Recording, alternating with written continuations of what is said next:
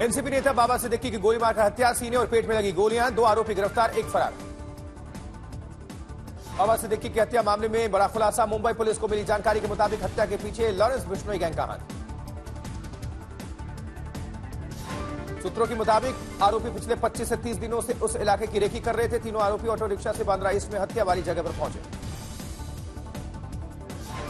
वही बाबा सिद्दीकी की हत्या के पीछे सुपारी किलिंग का शक है। क्राइम ब्रांच को सौंपी गई जांच। सीएम शिंदे बोले आरोपी यूपी हरियाणा के हैं। लीलावती अस्पताल में मौजूद हैं उप मुख्यमंत्री और गृह मंत्री देवेंद्र फडणवीस। हत्या पर बोले सीएम फडणवीस, डिप्टी सीएम, सभी आरोपियों के खिलाफ कड़ी कार्रवाई की जाएगी। हमलावरों ने पटाखों की आड़ में गोलीबारी की है। 5 से 6 गोली मारी गई, जिसमें 1 सीने में, 2 पेट में लगी।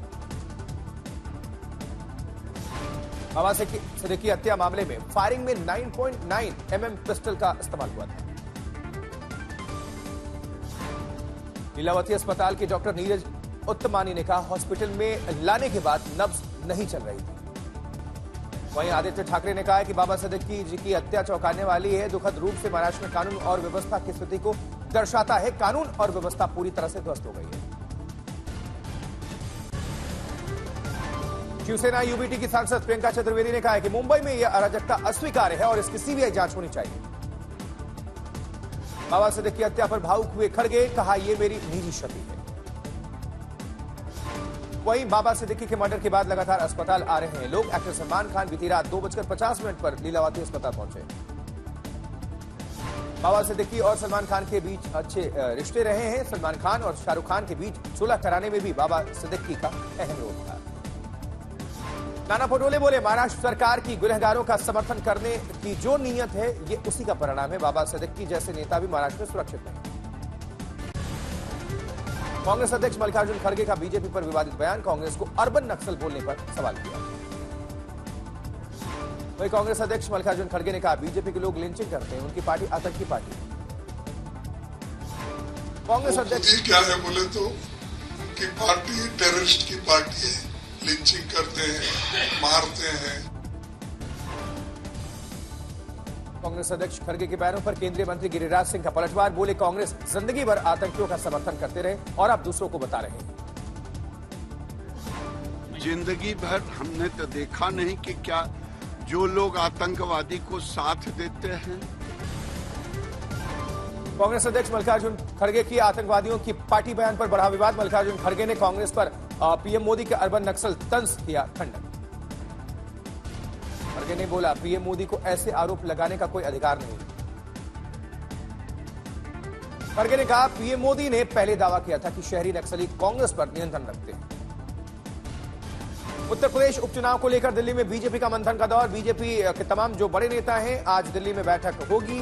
जेपी नड्डा, अमित शाह इसमें शामिल हो सकते हैं। दिल्ली में बीजेपी की बैठक में सीएम योगी भी शामिल हो सकते हैं।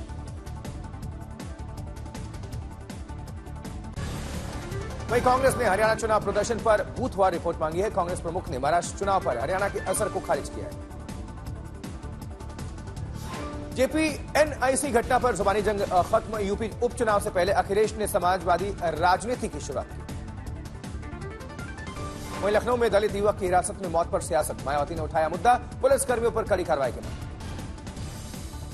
महाराष्ट्र विधानसभा चुनाव में सीट बंटवारे और साझा एजेंडे पर आज हो सकता है ऐलान। मुंबई में प्रेस कॉन्फ्रेंस करेंगे एमवीए के सभी शीर्ष नेता। महाराष्ट्र की 2 दशहरा रैली में जमकर सियासत, शिंदे और उद्धव ने एक दूसरे पर साधा निशाना।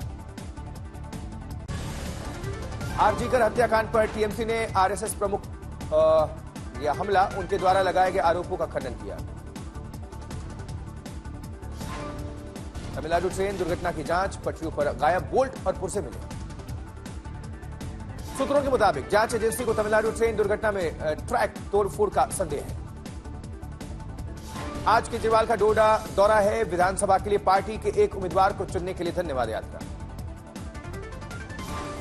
जम्मू कश्मीर टेरर फंडिंग मामले में आरोपी और बारामूला के सांसद इंजीनियर राशिद की बढ़ी अंतरिम जमानत। दार्जिलिंग में रक्षा मंत्री राजनाथ सिंह ने सेना के जवानों के साथ शस्त्र पूजा की, जवानों से मुलाकात की। वहीं राजनाथ सिंह ने जवानों को संबोधित किया, कहा भारत एकमात्र ऐसा देश है जहां शास्त्र और शस्त्र दोनों की होती है पूजा। दशहरा को बताया बुराई पर अच्छाई की जीत।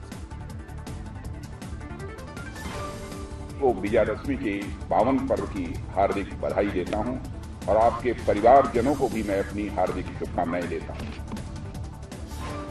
गुजरात में क्रिकेटर अजय जडेजा होंगे जामनगर राजघराने के वारिस, जाम साहब ने किया उत्तराधिकारी का ऐलान।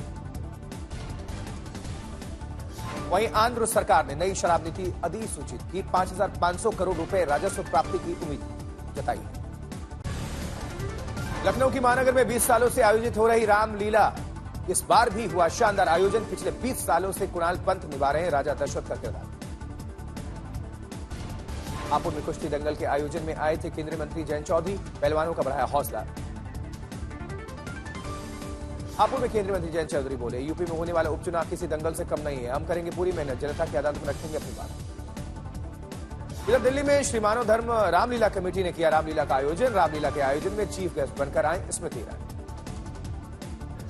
स्मृति ईरानी ने तीर चलाकर और भगवान राम की आरती की, किया रावण के पुतले का दहन। कमेटी अध्यक्ष विकेश सेठी, चेयरमैन अखिल सिंगल भी रहे मौजूद।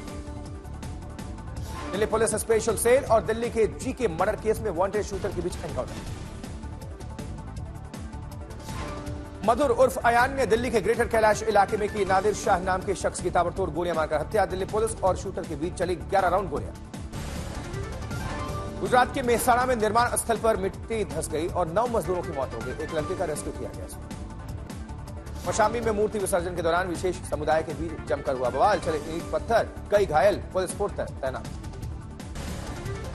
रोहतक में पूर्व विधायक बलराज कुंडू ने महम से चुनाव हारने के बाद छात्राओं के लिए मुफ्त बस सेवा बंद कर दी, लोगों ने आक्रोश जताया। लुधियाना में कांग्रेस के जिला अध्यक्ष और पूर्व विधायक संजय तलवार की कार पर फायरिंग, जांच में जुटी पुलिस। पटना में तेज रफ्तार एक्सयूवी कार जुलूस में घुसी, 4 लोग घायल, कार चालक को लोगों ने जमकर पीटा। पटना में मूर्ति विसर्जन के लिए जा रहे जुलूस में 2 पक्षों में विवाद और पत्थरबाजी, पूरी तरह से शांति बनाए रखने के लिए मौके पर मजिस्ट्रेट के साथ पर्याप्त बल, सुरक्षा बल की तैनाती। हरिद्वार में रामलीला के मंचन के दौरान जेल से 2 कैदी फरार हो गए, तलाश में लगी है पुलिस।